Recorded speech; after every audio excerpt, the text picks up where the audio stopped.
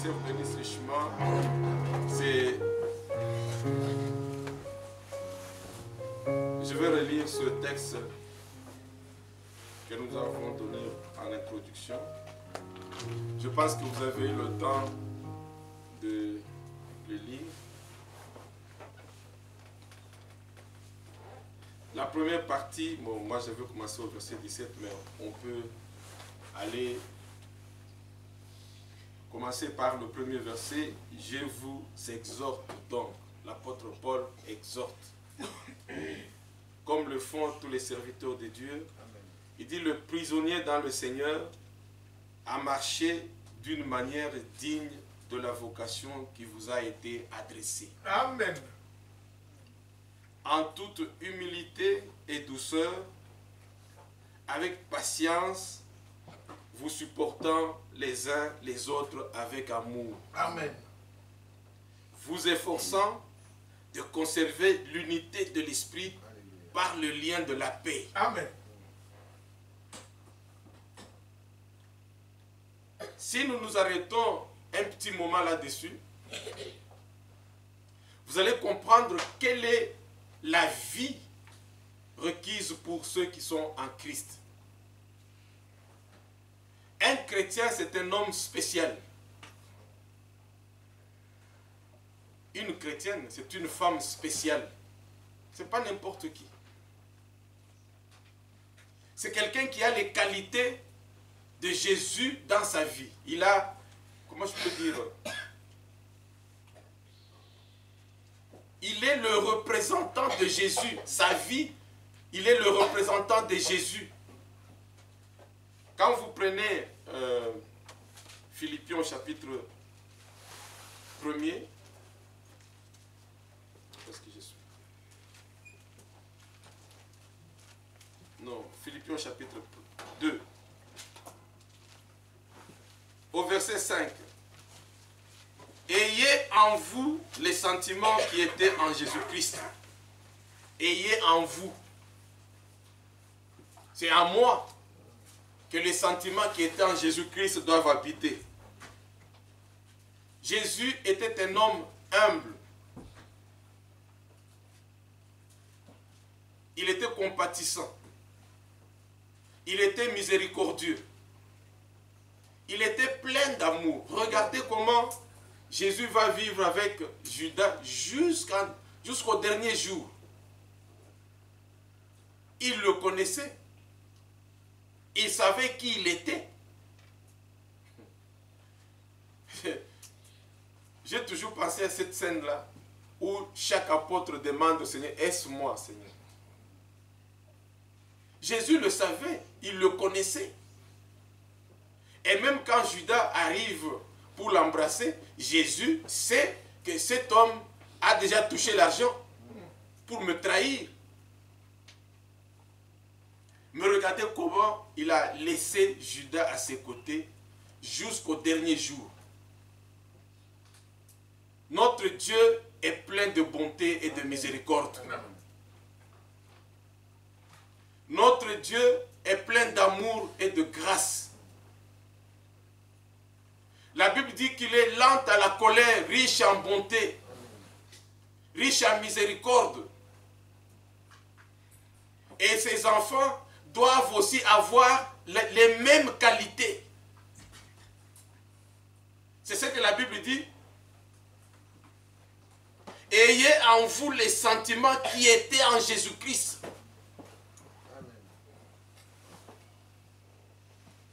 Vous n'allez pas demander à un païen d'avoir les sentiments qui étaient en Jésus-Christ, non.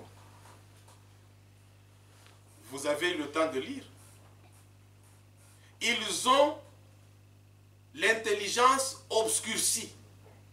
Et ils ne connaissent pas Dieu, ils ne connaissent pas le Seigneur. À chaque fois que vous agissez, mettez-vous en tête. Rappelez-vous que vous connaissez Dieu. Rappelez-vous toujours que vous êtes un enfant de Dieu, vous êtes un élu de Dieu. Vous avez donné votre vie au Seigneur. Il dit au verset 3, dans Ephésiens 4, vous efforçant,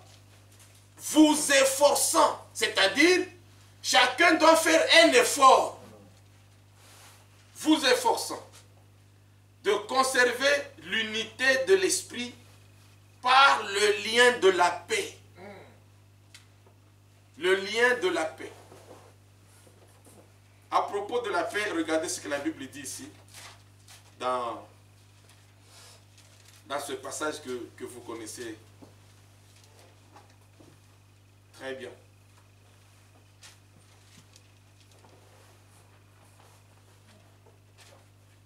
Attendez que je tombe dessus.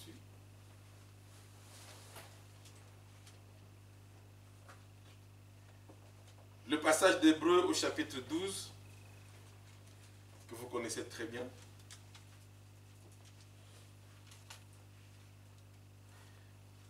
Au verset 14. Recherchez la paix avec tous. Oui. Amen. Dites Amen. Amen. Recherchez la paix avec tous. Vous savez, il y a des paroles où le Seigneur ne négocie pas. Par exemple, enfants, obéissez à vos parents. Le Seigneur n'a pas laissé une marge de manœuvre pour qu'un enfant dise « Ah non, mon père est méchant. Oh, mon père m'a tapé. » Non. Enfants, obéissez à vos parents. Et un enfant de Dieu dit « Amen ». Point barre. Ça ne se discute pas. Femmes, soyez soumises à vos maris en toutes choses. Dieu n'a pas laissé une seule petite marge de manœuvre à une femme pour qu'elle puisse discuter disant « Ah non, parce que lui il m'a fait ceci, parce que lui m'a fait ceci. » Femmes, soyez soumises à vos maris. Point barre. En toutes choses. Et ici, la Bible dit « Recherchez la paix envers tous. » Amen. Le Seigneur est à la porte. Ne vivez pas en inimitié avec des gens. Non, ça ne sert à rien. C'est vrai. Mettez votre vie en ordre. Le Seigneur est à la porte. Il dit, recherchez la paix avec tous et la sanctification. La paix et la sanctification. Et la Bible ajoute, sans laquelle personne ne verra le Seigneur. Amen. Pourquoi le Seigneur se révèle à nous? Je vais vous montrer quelque chose. Regardez bien dans le jardin d'Éden. C'est une histoire que vous connaissez très bien. Il y a une grande assemblée dans le jardin d'Éden. Le Seigneur descend chaque soir et apporte la parole. Il conseille, il exhorte, il leur parle. Maintenant, le moment est venu pour mettre en pratique ce qu'ils entendaient. Pour mettre en pratique la parole. C'est le moment de l'offrande. Vous connaissez bien l'histoire de Caïn et d'Abel. C'est le moment d'offrande. Ils doivent mettre maintenant en pratique la parole qu'ils ont écoutée. Caïn est allé dans ses voies, mais Abel, lui, il n'est pas allé dans ses voies. Abel n'a pas choisi des choses par hasard. La Bible dit, c'est par révélation que Abel a su comment il fallait adorer Dieu. Notre prière est que chaque parole que Dieu m'adresse, que le Seigneur ne me l'adresse pas seulement, mais qu'il me la révèle. Amen. Qu'il me la révèle. Parce que la révélation est claire. C'est le psaume 119. Si vous avez l'habitude de lire le psaume 119, vous trouverez, il y a beaucoup de choses là-dedans.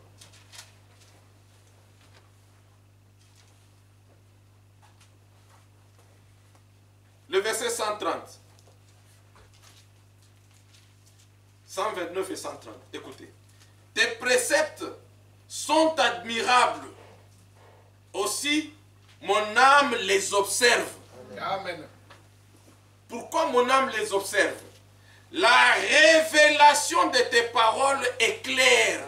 Amen. Alléluia. Amen. La révélation de tes paroles est claire. Elle donne de l'intelligence aux simples. Amen. Alors, je pense que vous saisissez bien le message. Nous pouvons être tels que nous sommes ici, réunis, tous ensemble, écoutant la parole, écoutant la même parole. Prenons 1 Corinthiens chapitre 10. C'est bien d'illustrer ce que j'ai dit avec les Écritures, c'est beaucoup mieux. Dans 1 Corinthiens chapitre 10, nous lisons à partir du premier verset. Frères, je ne veux pas que vous ignoriez que nos pères ont tous été sous la nuée. Tous étaient sous la nuée. Il n'y en avait même pas un seul qui manquait. Tous étaient sous la nuée. Qu'ils ont tous passé au travers de la mer. Pas un seul n'a manqué. Ils ont tous traversé la mer Rouge. Qu'ils ont tous été baptisés en Moïse dans la nuée et dans la mer. Ouais. Tous. Qu'ils ont tous mangé le même aliment spirituel. Nous pouvons être dans la même assemblée. Nous écoutons la même parole. Nous écoutons la même exhortation. Le même message nous est édifié. Nous est adressé à chacun de nous. Mais il y en a à qui Dieu révèle cette parole. Il y en a à d'autres à qui Dieu ne révèle pas cette parole. Au verset 4. Et qu'ils ont tous bu le même breuvage spirituel. Car ils buvaient à un rocher spirituel qui les suivait. Et ce rocher était Christ. Amen. Mais écoutez le verset 5. Mais la plupart d'entre eux ne furent pas agréables à Dieu. Amen. Puisqu'ils périrent dans le désert, ils ne furent pas agréables à Dieu. Regardez, frères. Mais comment est-ce possible? Comment est-ce possible? Nous mangeons la même nourriture. Nous buvons le même breuvage. Nous assistons au même culte. Au même moment, le Seigneur parle à tout le monde. Mais le résultat, c'est que quelques-uns, eux, ont reçu la grâce de Dieu et d'autres n'ont pas reçu la grâce de Dieu. Prenez Matthieu au chapitre 11. Oui, 11.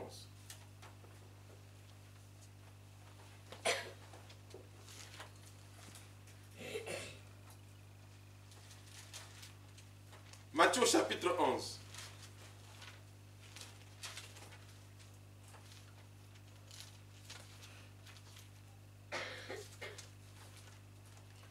Nous lisons à partir du verset 25 jusqu'au verset 27. Vous comprendrez ce que je suis en train de dire. En ce temps-là, Jésus prit la parole et dit: Je te loue, Père, Seigneur du ciel et de la terre, de ce que tu as caché ces choses aux sages et aux intelligents, et de ce que tu les as révélées aux enfants. Amen. Oui, Père, je te loue de ce que tu l'as voulu ainsi. J'insiste là-dessus. Nous pouvons être tels que nous sommes. La même parole, nous tous, nous l'écoutons au même moment. Dieu se révèle aux uns et Dieu ferme la porte aux autres. Ça, c'est de la volonté de Dieu. C'est pour cela le psalmiste, dans sa prière, il dit: incline mon cœur vers tes préceptes. Que Dieu touche ton cœur. Que Dieu incline tes yeux vers ses commandements. Que Dieu illumine ton âme. Que Dieu te donne une bonne pensée, l'intelligence, la sagesse pour comprendre sa parole. Il dira, je pense dans Jean au chapitre 8, si je ne me trompe pas, il dira à ceux qui le suivaient, vous êtes dans l'ignorance. Non, vous mourrez dans vos péchés parce que vous ne comprenez pas la parole de Dieu.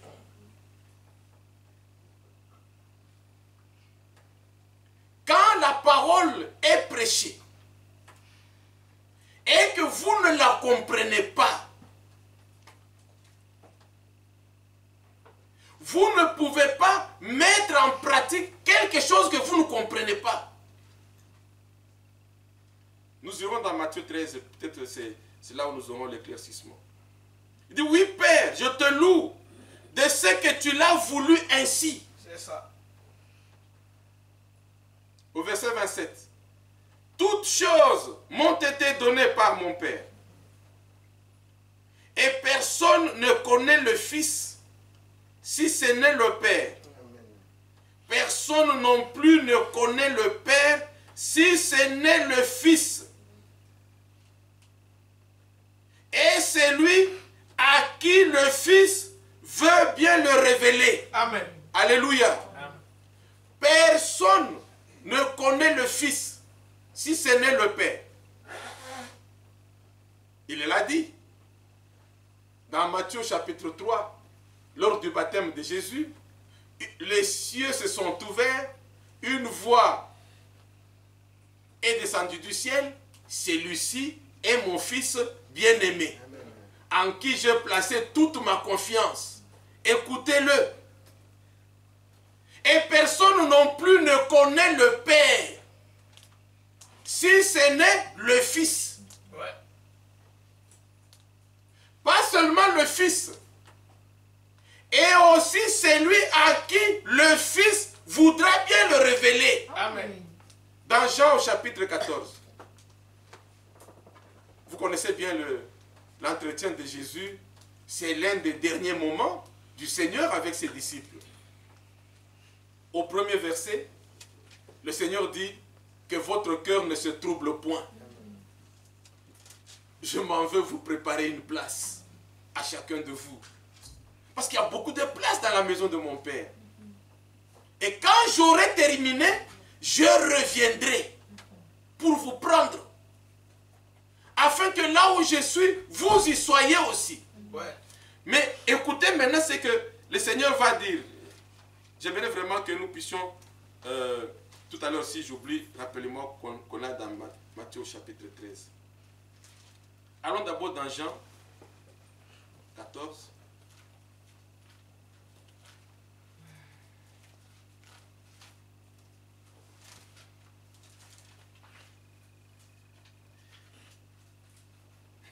Et au verset 4, le Seigneur va leur dire, après leur avoir dit tout cela, il dit maintenant au verset 4, vous savez où je vais,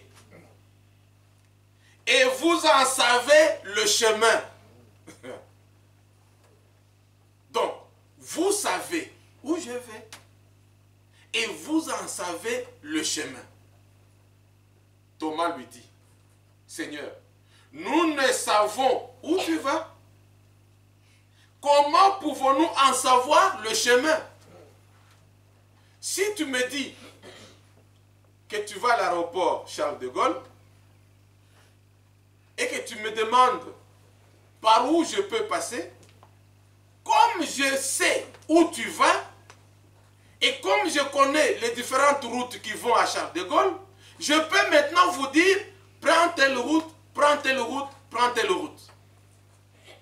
Mais si je ne sais pas où tu vas, je ne peux pas m'imaginer quelque chose. Je vous l'ai dit, si Dieu ne vous révèle pas sa parole, vous ne pouvez pas la mettre en pratique. Ça restera lettre morte. Ça restera des écrits. La Bible est un livre, tu peux l'acheter. N'importe qui peut l'acheter. Avoir la Bible ne veut pas dire que tu connais la parole de Dieu. Lire la Bible ne veut pas dire que tu connais Dieu. Non. Si le simple fait de lire seulement la Bible, quelqu'un pouvait connaître Dieu, mais combien de milliards de personnes connaîtraient Dieu aujourd'hui? Non. Il faut que Dieu transforme ses écrits en révélation, ses paroles en révélation. Il faut qu'il te les introduise en toi pour que tu puisses les garder, pour que tu puisses les connaître, pour que tu puisses les mettre en pratique.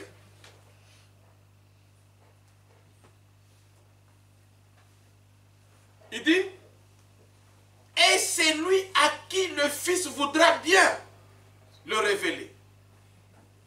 Tu ne peux pas faire un pas avec Dieu si Dieu ne s'est pas révélé à toi.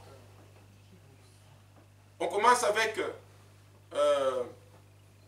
notre Père dans la foi. Regardez, c'est ce que je dis est tellement clair dans la Bible. Vous voyez? Abraham n'était pas seul dans son pays. Il avait ses parents, il avait ses frères, ses soeurs, il avait ses voisins, ses cousins, il avait les gens du village, du pays. Mais Dieu, quand il décide de se révéler, il ne s'est pas révélé à tout le monde. Il a choisi un homme du nom d'Abraham. Et Dieu se révèle à cet homme. À lui seul.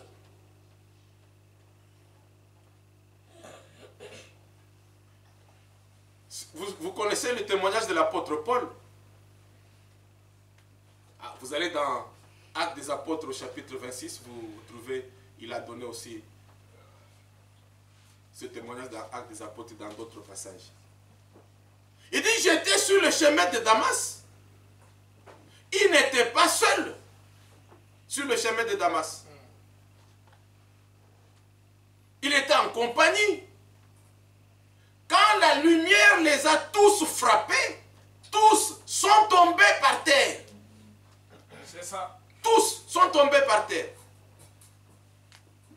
Mais lui seul a entendu la voix. Amen. Alléluia. Amen. Lui seul a entendu la voix. Une bonne prière adressée à Dieu, c'est celle que nous venons de lire dans le psaume 119. Seigneur, enseigne-moi tes voies, enseigne-moi tes préceptes pour que je les retienne jusqu'à la fin. Révèle-toi à moi. Lui seul a entendu la voix. Je pense que peut-être il a été traité de quelqu'un qui est devenu aveugle, fou, tout ça. Vous voyez, le monsieur ne voit plus. Il commence à raconter des histoires. Il ne voit plus. Donc, n'écoutez pas ce qu'il est en train de dire. Il dit, moi seul j'ai entendu la voix.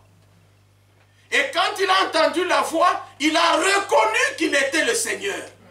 C'est lui qui lui parlait.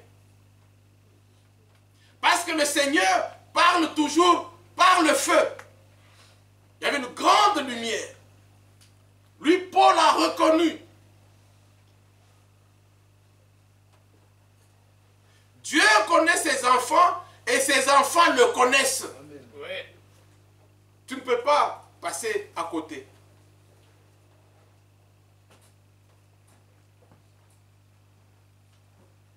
Dans 1 Corinthiens chapitre 10 que nous venons de lire, tous ont écouté la même parole. Tous ont entendu la même voix. Tous ont vu la colonne de feu. Tous ont vu la colonne de nuée. Tous ont traversé par la mer. Tous. Mais la plupart d'entre eux ne furent pas agréables à Dieu. Oui. Agréables à Dieu. Dans le jardin d'Éden, tous écoutaient la même parole. Mais quand il faut mettre maintenant cette parole en pratique,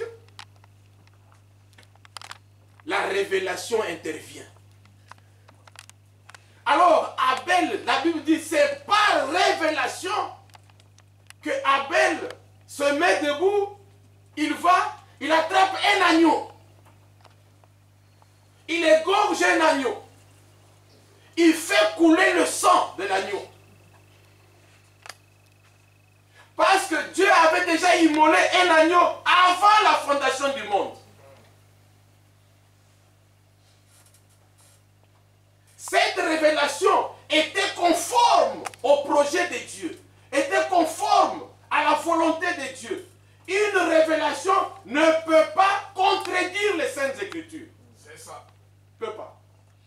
C'est pour cela d'ailleurs, le Seigneur nous a avertis dans 1 Thessaloniciens au chapitre 5 que nous ne méprisons pas les prophéties. Mais nous examinons chaque chose avec la lumière de la parole de Dieu. Nous retenons ce qui est agréable, c'est-à-dire que ce qui est digne de l'évangile, ce qui est correct dans la Bible. Et tout le reste, nous mettons de côté. C'est la raison pour laquelle, vous voyez, nous ne prêchons pas des histoires. Nous ne prêchons pas des histoires. Nous n'inventons pas des histoires.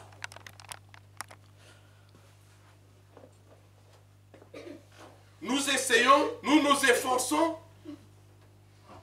de garder, d'être le plus près possible de la parole de Dieu. Et on n'a pas la prétention de dire qu'on est vraiment, non, on dit d'être le plus près possible. Dieu seul sait. Ouais. Ça doit venir de toi. Tu dois désirer que Dieu se révèle à toi. Pour que tu aies les mêmes sentiments qui étaient en Jésus-Christ.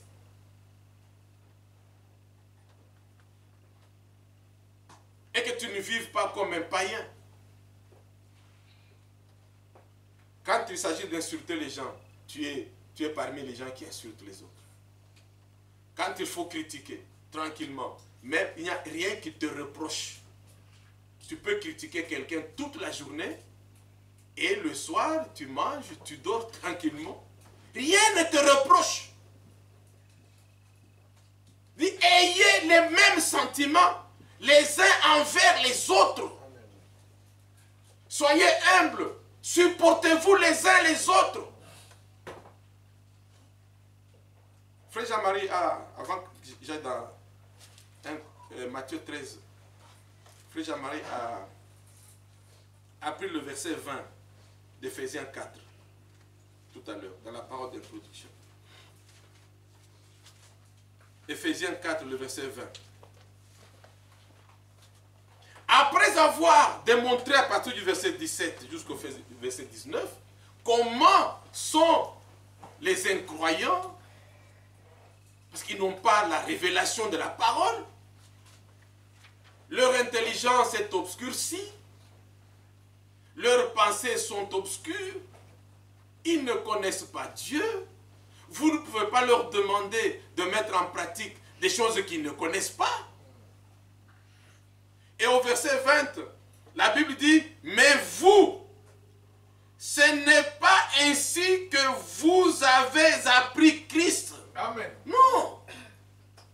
Vous au moins vous avez appris. Si du moins vous l'avez entendu. Et si, conformément à la vérité qui est en Jésus, c'est en lui que vous avez été instruits à vous dépouiller. Amen. Vous avez été enseignés. Vous avez été instruits.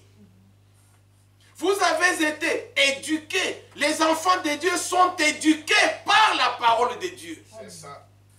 Éduqués par la parole de Dieu. C'est ça l'éducation que nous avons. L'éducation de la parole de Dieu.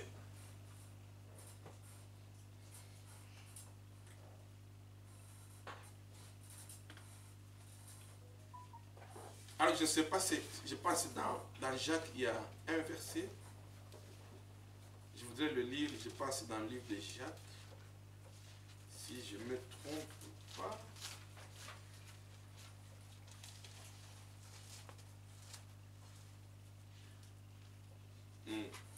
Jacques au chapitre 1er, le verset 21.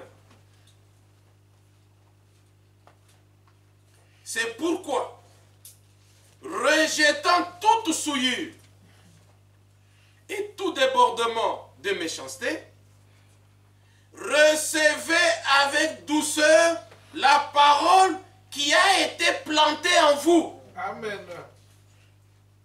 Et qui peut sauver vos âmes. Amen. La parole de Dieu qui a été plantée en vous. N'oubliez pas, la parole de Dieu est une sémence. Quand vous avez sarclé la terre, vous avez labouré la terre, vous avez pris la sémence, vous l'avez mise dans la terre, vous espérez que cette sémence produise. Oui. C'est ainsi que la parole de Dieu qui est une sémence, quand elle est plantée en nous, il faut qu'elle sorte de la terre. Il faut qu'elle sorte de la terre. Il faut qu'elle germe, qu'elle commence à pousser, jusqu'à produire du fruit. Des fruits dignes de la repentance, dignes de la qualité de la parole qui a été plantée. C'est ça. C'est à ce moment-là que la parabole de Matthieu 13 va intervenir.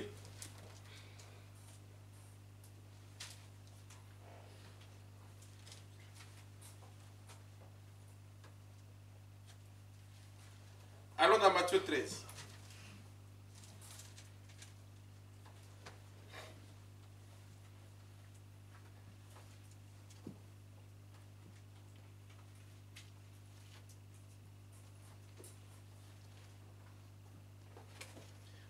À partir du verset 10, les disciples s'approchèrent et lui dirent, pourquoi leur parles-tu en parabole? Pourquoi? Parce que les disciples eux-mêmes ne comprenaient pas. Si vous retournez dans Jean 14, vous comprendrez que ils écoutaient la parole, mais ils n'en avaient pas reçu la révélation. Jésus leur répondit, parce qu'il vous a été donné de connaître les mystères du royaume des cieux, et que cela ne leur a pas été donné. Amen. Il y a des hommes et des femmes, je vous l'ai dit, regardez dans le jardin d'Éden. Abel a reçu la grâce de Dieu. Il a reçu la révélation. Comment il fallait adorer Dieu. Dieu merci parce que dans 1 Corinthiens au chapitre 10, la Bible ne dit pas tous ne furent pas agréables à Dieu. Ouais. Non, non. Heureusement, gloire à Dieu, parce qu'il y en a quelques-uns qui, eux, ont reçu la grâce de Dieu. C'est pour ça que la Bible dit que la plupart d'entre eux ne furent pas agréables à Dieu. La plupart, ça ne c'est pas tous. Il y a toujours le peuple de Dieu qui reste attaché à la parole de Dieu. Il dit, à vous, il vous a été donné de connaître les mystères du royaume des cieux. Mais quant à eux, il ne leur a pas été donné. Donc, ils n'ont pas le droit de connaître la volonté de Dieu. Qu'est-ce que l'apôtre Paul dit? Nous l'avons lu le vendredi. Colossiens au chapitre 1er, le verset 9. Je vais le lire.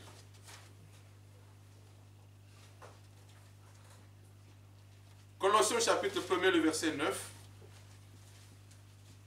C'est pour cela que nous aussi, depuis les jours où nous en avons été informés, nous ne cessons de prier Dieu pour vous. Amen. C'est-à-dire que nous prions Dieu jusqu'à ce que Dieu exauce. Amen. Toi aussi, quand tu demandes à Dieu Demande-le jusqu'à ce qu'il t'exauce.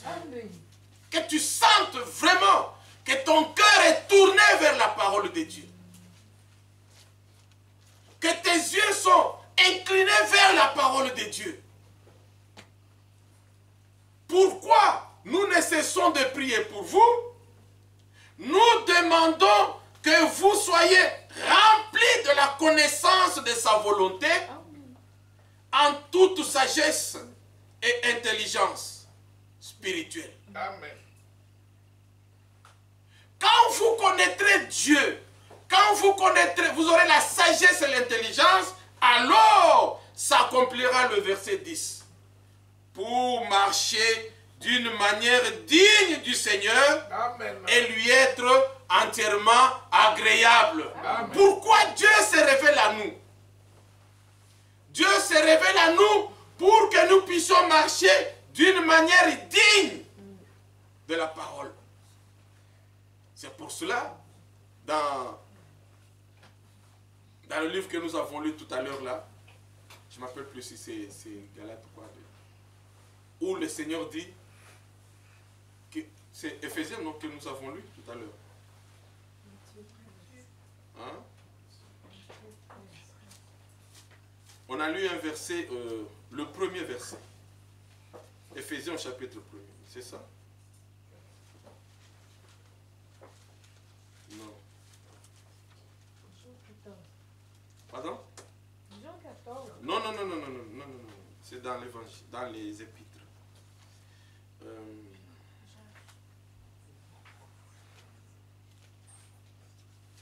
Non, c'est Éphésiens 4. Le verset 1. Le verset 1. Je vous exhorte donc, moi, le prisonnier dans le Seigneur, écoutez, à marcher d'une manière digne de la vocation qui vous a été adressée. Amen.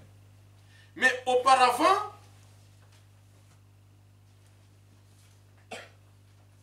l'apôtre Paul, toujours dans le livre aux Éphésiens, au chapitre 1er, à partir du verset 15, c'est merveilleux, à partir du verset 15 jusqu'au verset 21, suivez attentivement. C'est pourquoi, moi aussi, il répète la même parole qu'il a écrite aux frères qui étaient à Colosse. Ici, il écrit la même parole aux frères qui sont à Éphèse, à partir du verset 15, Éphésiens chapitre 1er. C'est pourquoi, moi aussi, ayant entendu parler de votre foi au Seigneur Jésus et de votre amour pour tous les saints, je ne cesse de rendre grâce pour vous. J'ai fait mention de vous dans mes prières. J'ai fait mention de vous dans mes prières. Qu'est-ce que j'adresse à Dieu comme prière pour vous? Verset 17. Afin que le Dieu de notre Seigneur Jésus-Christ, le Père de gloire, vous donne un esprit de sagesse et de révélation dans sa connaissance. Amen. Alléluia. Afin que le Dieu Tout-Puissant, voilà la prière que j'adresse. Est-ce que vous pensez qu'à l'époque, ils n'avaient pas besoin de manger? Ils n'avaient pas besoin d'avoir des maisons, de l'argent? Non, ils en avaient besoin. Les besoins sont les mêmes depuis que le monde existe. Les besoins sont les mêmes. Il y a eu seulement ce petit temps où ils sont restés dans le jardin d'Éden, où ils avaient tout gratuitement. Après le péché, vous connaissez très bien, tu gagneras ton pain par la sueur de ton front. Ça c'est tout le monde. Que tu sois chrétien ou pas, tu gagneras ton pain par la sueur de ton front. Donc les besoins sont les mêmes. L'apôtre Paul ne s'est pas trompé dans la prière. Deux fois, on s'est dit, nous prions mal. Nous demandons mal au Seigneur. On fait des veillées, on fait des jeûnes, des prières. Seigneur, donne du travail à tel frère. Seigneur, donne. Le Seigneur donne du travail, le frère disparaît de l'assemblée. il devient super occupé, hyper occupé. Seigneur, Seigneur, mon frère n'a pas de papiers. On a prié, on a jeûné, on a veillé. Le frère a les papiers, le frère disparaît. Des fois, nous demandons mal. L'apôtre Paul ne s'est pas trompé. Il dit que le Dieu Tout-Puissant, le Père de notre Seigneur Jésus-Christ, vous donne un esprit de sagesse et de révélation dans sa connaissance. Ce n'est pas tout. Au verset 18, qu'il illumine les yeux de votre cœur. Ah, quelle prière! Que Dieu illumine les yeux de votre cœur pour que vous sachiez quelle est l'espérance qui s'attache à son appel. Oui. Quelle est la richesse de la gloire de son héritage qu'il réserve aux saints, afin que vous sachiez tout cela, que Dieu se révèle à vous. Parce que si vous savez ce que Dieu réserve pour vous, alors vous n'allez pas badiner avec votre vie. Vous n'allez pas jouer avec votre foi. Vous n'allez pas prendre les choses à la légère. Si aujourd'hui, vous êtes dans les problèmes, dans les soucis, dans les difficultés, et que vous obtenez une promesse ferme, crédible, qu'à 8 heures, quelqu'un va vous remettre une enveloppe où il y a de l'argent. Donc, une promesse crédible, ferme, sûre. Je suis sûr et certain que cette nuit-là, tu ne vas même pas fermer l'œil une seule seconde. C'est vrai. Tu ne vas pas fermer l'œil. Parce que 8 heures, ça sera trop long pour toi. C'est vrai. Tu fermes l'œil, tu te réveilles, 3 heures du matin, tu dis, ah Seigneur, c'est pas possible. Tu fermes l'œil, tu te réveilles 3h05. Tu te dis, Seigneur, accélère le temps. C'est vrai. Parce que tu es conscient que l'enveloppe qui t'est réservée va résoudre tes problèmes financiers que tu as. C'est vrai. Si réellement un frère, une sœur est au courant, est conscient de la grâce que Dieu lui réserve, personne ne peut jouer avec sa foi chrétienne. Personne. Il dit qu'il illumine les yeux de votre cœur pour que vous sachiez quelle est l'espérance qui s'attache à son appel. C'est vrai. Quelle est la richesse de la gloire de son héritage qu'il réserve aux saints. Écoutez maintenant. Et quelle est envers nous qui croyons. Alléluia. Amen. Et quelle est envers nous qui croyons l'infinie grandeur de sa puissance. Amen. Se manifestant avec efficacité par la vertu de sa force. Il l'a déployé en Christ, en le ressuscitant des morts et en le faisant asseoir à sa droite dans les lieux célestes, au-dessus de toute domination, etc. Il faut que le Seigneur illumine les yeux de notre cœur pour que je puisse recevoir par la révélation la grâce que Dieu m'a accordée. Voilà ce qui est important pour moi. Voilà ce qui est important pour toi. Dans Matthieu 13, le Seigneur va continuer à causer, à discuter avec les disciples. Et au verset 12, il dit, « Car on donnera à celui qui a, et il sera dans l'abondance, mais à celui qui n'a pas, on notera même ce qu'il a. » Amen. Tu as reçu la parole. Je me rappelle bien, Frère Jamel avait prêché ici il y a quelques années la parabole de 10 000, hein, c'est ça? Oui. Qu'est-ce que tu en as fait? de la mine que le Seigneur t'a remise. Tu as dit, ah non, vous savez, Dieu est très méchant, il est... Moi, j'ai pris la mine, j'ai creusé, je l'ai gardée de façon qu'à son retour, que j'aille prendre sa mine et que je la lui donne. Où tu as fructifié ça?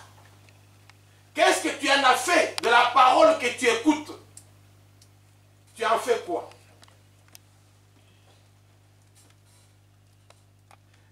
Est-ce que tu la mets en pratique? Ou bien tu prends, tu vas mettre dans l'armoire. Tu écoutes la parole, tu la prends, tu la mets dans l'armoire. Entre-temps, tu continues ta propre vie. Quand le Seigneur viendra, je lui dirai, Seigneur, j'ai entendu ça, ça se trouve là-bas. J'ai gardé ça. Ah, moi, mettre en pratique, ce n'est pas mon affaire. Moi, j'écoute seulement, ça me suffit. Le Seigneur dit ceci. À toi qui ne veux pas fructifier la parole, qui ne veut pas qu'elle produise du fruit, on notera même ce que tu penses avoir. C'est ça. Pour que tu restes même bredouille. Que tu sois comparable. Mieux vaut vivre comme les païens en n'ayant pas la parole, que d'avoir un peu de parole et de continuer à vivre comme des païens. Au verset 13. C'est pourquoi je leur parle en parabole. Parce qu'en voyant, ils ne voient point. Et qu'en entendant, ils n'entendent ni ne comprennent. Et pour eux s'accomplit cette prophétie d'Ésaïe. Vous entendrez de vos oreilles et vous ne comprendrez point. Vous regarderez de vos yeux et vous ne verrez point. Car le cœur de ce peuple est devenu insensible. Ils ont endurci leurs oreilles et ils ont fermé leurs yeux. De peur qu'ils ne voient de leurs yeux, qu'ils n'entendent de leurs oreilles, qu'ils ne comprennent de leur cœur, qu'ils ne se convertissent et que je sois obligé de les guérir. Amen. Alléluia. Amen. Dis non, je l'ai fait sciemment. Je vous l'ai dit vendredi. Amos au chapitre 8, verset 11, à partir du verset 11. C'est Dieu qui a envoyé la famine. Si les gens n'ont pas la possibilité d'écouter la vraie parole, ce n'est pas de leur faute. Non, ce n'est pas de leur faute. C'est Dieu qui leur a envoyé la famine. C'est de la volonté de Dieu. Qui peut dire que quelque chose arrive sans que l'Éternel l'ait ordonné, sans que l'Éternel l'ait permise? C'est de la part de notre Dieu que nous viennent tous les maux et tous les biens. C'est lamentation, non? Hein? C'est lamentation. 3, quelque chose comme ça. Rien ne peut s'accomplir sur la face de la terre si Dieu ne l'a pas accordé, ne l'a pas autorisé. Dans le chant, avec Papa Johnny, nous avons chanté ce merveilleux cantique. Si le Seigneur voit que tu es sincère dans ton cœur, que tu es honnête dans ta façon d'agir, le Seigneur écoutera ta prière. Amen. Le Seigneur exaucera ta prière.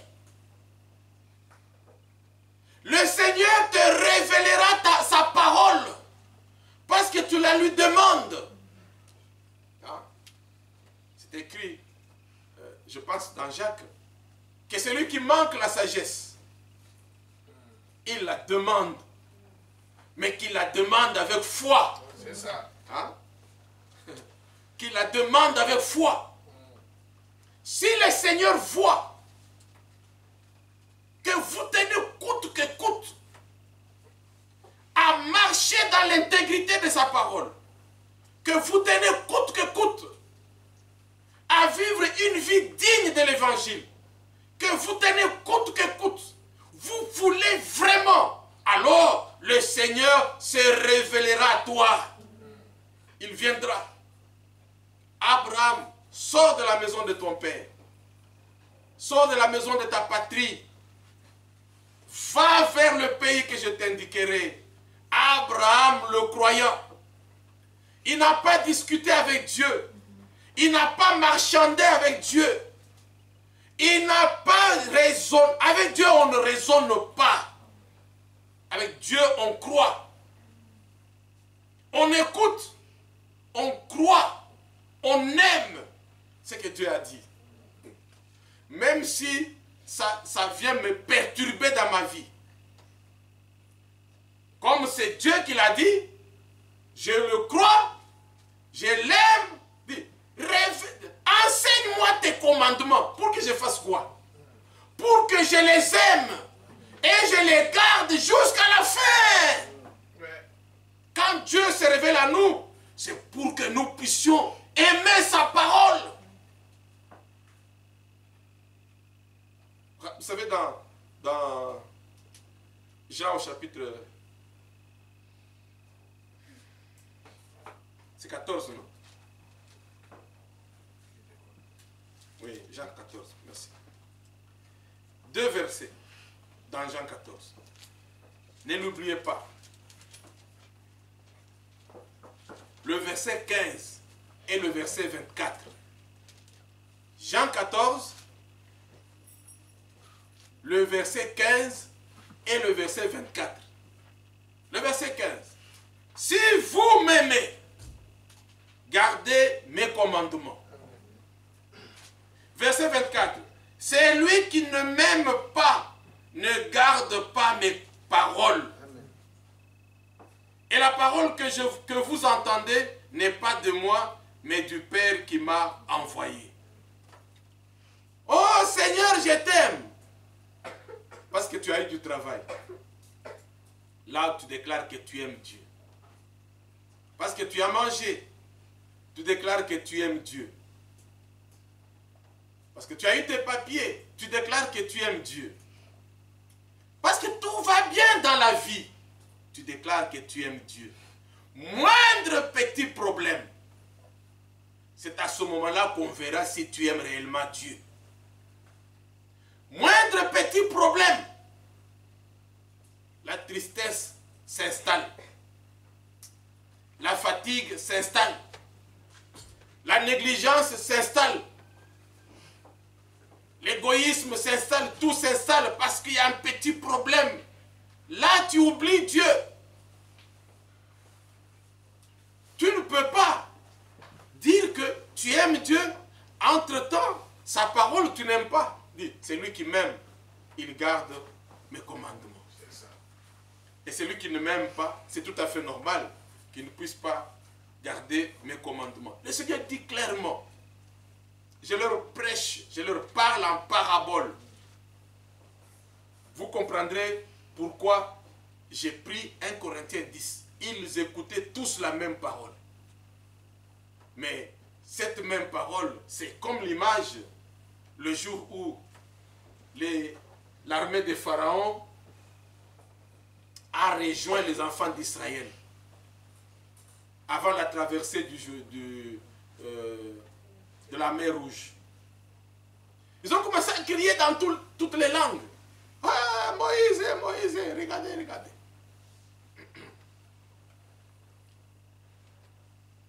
Moïse dit, mais pourquoi ce peuple-là crie toujours comme ça? Ils n'ont pas vu comment ils sont sortis de l'Égypte. Pourquoi ils crient comme ça? Bon, qu'est-ce que tu as dans ta main? Dis, Seigneur, je n'ai que mon petit bâton ici. Il frappe-le sur la mer. Quand il a frappé ce petit bâton, la mer s'est divisée en deux. Mais avant cela, Pharaon qui s'est réveillé, ah, nos esclaves sont partis. Allez, il appelle les fantassins, les parachutistes, les commandos, allez, poursuivons les chars et consorts. Allez, on va les attraper. Quand ils ont vu ça, aïe, mon Dieu, Il aurait fallu nous laisser en Égypte. Là, au moins, on n'allait pas subir. Regardez, ils sont là à côté. Mais regardez ce que Dieu a fait. Dieu est venu se mettre au milieu des enfants d'Israël. Entre les enfants d'Israël et les Égyptiens. Dieu s'est mis au milieu. Dieu s'est mis au milieu. Et la Bible témoigne, du côté des enfants d'Israël, les ténèbres profondes. De telle manière que tu ne vois même pas quelqu'un qui est à 1 millimètre. Du côté des enfants d'Israël, la lumière. Avez-vous compris? Vous écoutez la même parole. Le même Dieu, il est ténèbres pour les uns. Le même Dieu, il est lumière pour les autres. Avez-vous compris cela? Si le Seigneur voit réellement la sincérité dans votre cœur et que vous voulez réellement vivre une vie de l'évangile, le Seigneur vous accordera sa grâce. Amen. Dieu n'est pas fou. Dieu n'est pas un homme pour rester dans le mot vient de comment quelqu'un qui se rappelle toujours du mal des autres. Hein? Rancunier. Rancunier, voilà. Dieu n'est pas rancunier comme nous, même si la personne a déjà demandé pardon, on n'oubliera jamais. C'est vrai. Je l'ai pardonné, mais je n'oublie pas que le 31 janvier, en telle année, il m'avait fait ceci. Ce jour-là, il pleuvait et il y avait la pluie qui s'est arrêtée à 15 h et à 16 h, la neige a commencé à tomber. Donc, ces jours-là, tu vas tout te rappeler, même les circonstances de la météo. Dieu n'est pas rancunier, non. La Bible dit qu'il est lent à la colère, riche en bonté, riche en miséricorde. Il continue à nous tendre la main. S'il voit réellement que vous êtes sincère dans votre cœur, Dieu va se révéler à vous. Regardez dans la Bible toutes les personnes à qui Dieu s'est révélé, quelle que soit leur vie, ils ont suivi le Seigneur jusqu'au dernier jour. Jusqu'au dernier jour de leur vie. Vous ne direz pas que Abraham a toujours été heureux dans toute sa vie. David a toujours été heureux toute sa vie. Salomon a toujours été heureux toute sa vie. Non. C'était des êtres humains comme nous. Il leur arrivait aussi d'avoir des problèmes. Il leur arrivait aussi de chuter, de tomber. Mais quand Dieu se révèle à quelqu'un, c'est une histoire de vie ou de mort. Amen.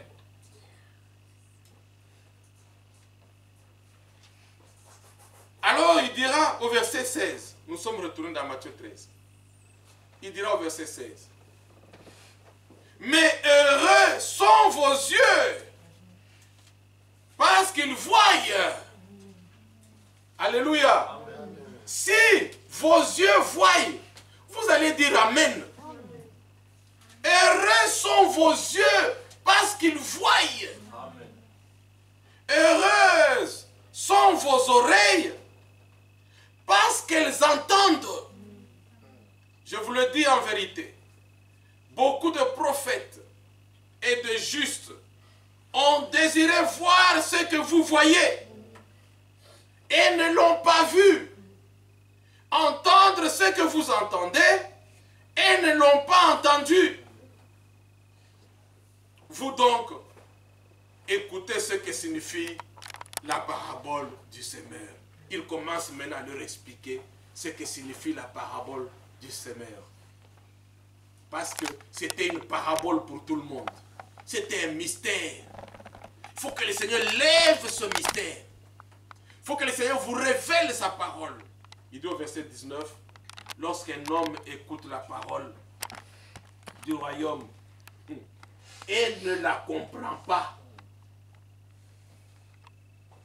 Nous avons lu, non?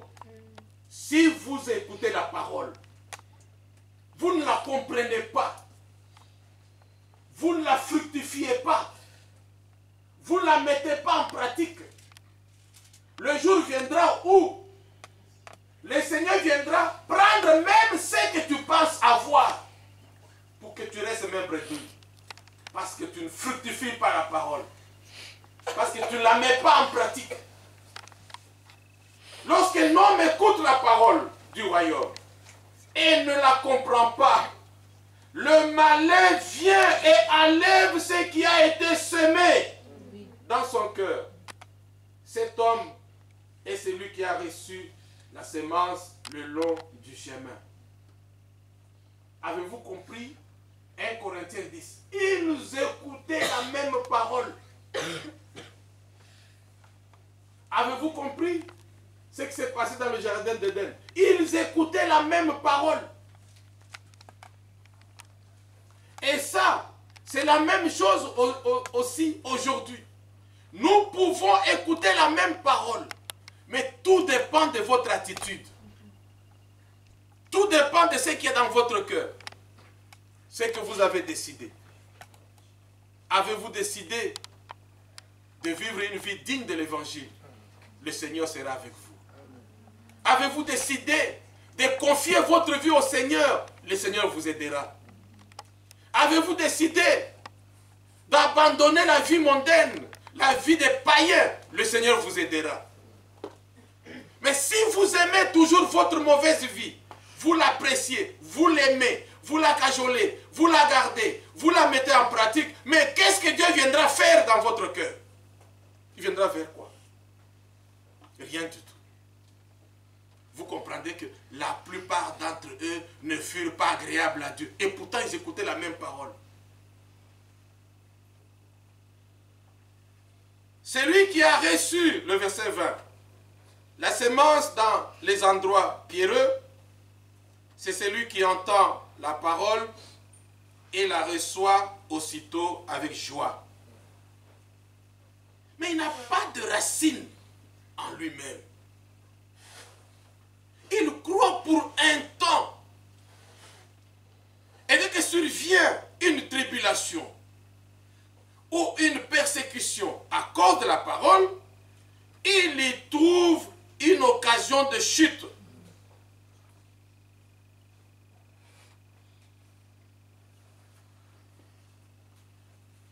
Tu écoutes la parole. Tu peux pousser des amen. Alléluia, merci Seigneur. On a été bien nourris aujourd'hui. Mais non. C'est superficiel. Ta foi, elle est superficielle. Ton amour envers Dieu est superficiel. Superficiel veut dire licolo, et ça n'a base. C'est quelque chose de c'est dans l'air. Ça n'a pas de base. Tu n'as pas de racines. Pour que la parole pousse, parce que la parole est une plante, est une semence, il faut qu'il y ait des racines. Pour que l'arbre monte, produise des fruits, il faut qu'il y ait des racines. Mais toi, tu n'as pas de racines. La parole n'est pas plantée en toi. Elle est superficielle. Elle s'arrête au niveau de la tête. La Bible ne dit pas dans Jacques que la parole qui a été plantée dans votre tête, non, dans votre cœur. Toi, la parole s'arrête au niveau de la tête. C'est au niveau de la tête que tu discutes. C'est au niveau de la tête que tu ne prends pas de décision. Parce que la parole s'arrête au niveau de la tête. Elle ne descend pas dans le cœur. Et dès qu'il y a un petit problème, tu manifestes la couleur de ton cœur. Dès qu'il y a une petite tribulation, dès qu'il y a un petit souci, dès qu'il y a un petit problème, terminé. Parce que tu n'as pas de racines. Celui qui a reçu la semence parmi les épines, c'est celui qui entend la parole, mais en qui les soucis du siècle et la séduction des richesses étouffe cette parole et la rende infructueuse. La convoitise. Les soucis de ce siècle. Hein? On court après l'argent, matin, midi. Tu as donné priorité à la recherche de l'argent. Priorité. Depuis que tu as commencé, depuis que tu as donné priorité à la recherche de l'argent, dis-moi quel problème tu as résolu. Les difficultés s'entassent. Les problèmes s'entassent. Les soucis s'intensifient. Dieu veut que tu reviennes sur le droit chemin. Dieu veut que tu reviennes en arrière. Que tu reprennes le bon chemin. Là où tu es sorti. C'est ça. Refaire les choses telles que Dieu le veut. Comment voulez-vous que la parole progresse? Elle ne peut pas progresser. Elle ne peut pas produire. Elle est étouffée. Quand qu'est-ce que je mangerai demain? Qu'est-ce que je deviendrai? Vous avez toujours des qu'est-ce que. La parole, vous ne l'aimez pas. Allez dans Matthieu chapitre 6. Ne vous inquiétez de rien. Ça c'est Philippiens. Mais dans Matthieu chapitre 6, ce sont les païens. Vous pensez que la Bible trompe? Non. Ne vivez pas comme des païens. Ils ont l'intelligence obscurcie. C'est ça. Leurs pensées sont obscurcies. Mais vivez comme des chrétiens, comme des croyants. Votre Père Céleste sait de quoi vous avez besoin. C'est ça. Faites-lui confiance. On n'a pas dit à quelqu'un de ne pas aller travailler. Attention. On n'a jamais dit à quelqu'un de ne pas travailler. D'ailleurs, la Bible dit que celui qui ne travaille pas, qui ne mange pas non plus. On n'a jamais interdit à quelqu'un d'aller travailler. D'ailleurs, notre enseignement, on encourage toujours les paresseux d'aller travailler. Il fallait travailler. Mais le travail n'est pas priorité des priorités. Ce n'est pas avec le travail que j'irai au ciel. Ce n'est pas grâce à mes études que j'irai au ciel. Ce qui me fera entrer au ciel, c'est la foi que j'ai en Dieu. Amen. L'amour que j'ai pour la parole de Dieu. Et que cette parole soit vraiment plantée dans mon cœur. Qu'elle produise du fruit. C'est vrai. On a toujours des envies. Oh Seigneur, je n'ai pas ça. Je n'ai pas ça. Je n'ai pas ça. Mais rappelez-vous, qui a déjà jeûné 1 jour, 2 jours, 3 jours? Seigneur, révèle-moi ta parole. Qui a déjà jeûné? Mais vous avez jeûné pour les papiers, vous jeûnez pour l'argent, vous jeûnez pour les maladies, vous jeûnez pour les souffrances, vous jeûnez pour vos projets. Mais les choses essentielles, vous ne demandez pas à Dieu. Dans Hébreux, au chapitre 10, nous l'avons lu la fois passée.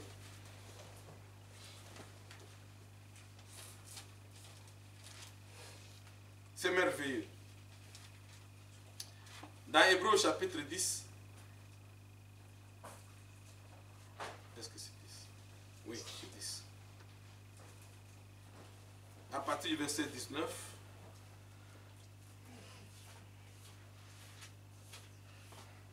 jusqu'au verset 25. Ainsi donc, frères, nous avons au moyen du sang de Jésus une libre entrée dans le sanctuaire. Une libre entrée. Au lingui, au koti, au boyi, au vandi. C'est ça avec Dieu. C'est toi qui dois aimer. Tu dois montrer dans ton cœur que tu aimes Dieu. Par la route nouvelle et vivante qu'il a inauguré pour nous au travers du voile, c'est-à-dire de sa chair. Et nous avons un souverain sacrificateur établi sur la maison de Dieu. Maintenant, écoutez le verset 22. Approchons-nous donc avec un cœur sincère, dans la plénitude de la foi, les cœurs purifiés d'une mauvaise conscience et le corps lavé d'une eau pure. Retenons fermement la profession de notre espérance, car celui qui a fait la promesse est fidèle. Lui, il est fidèle. C'est à nous de montrer aussi notre fidélité, que nous puissions nous attacher. Veillons les uns les autres sur les autres, pour nous exciter à l'amour et aux bonnes œuvres. N'abandonnons pas notre assemblée, comme c'est la coutume de quelques-uns,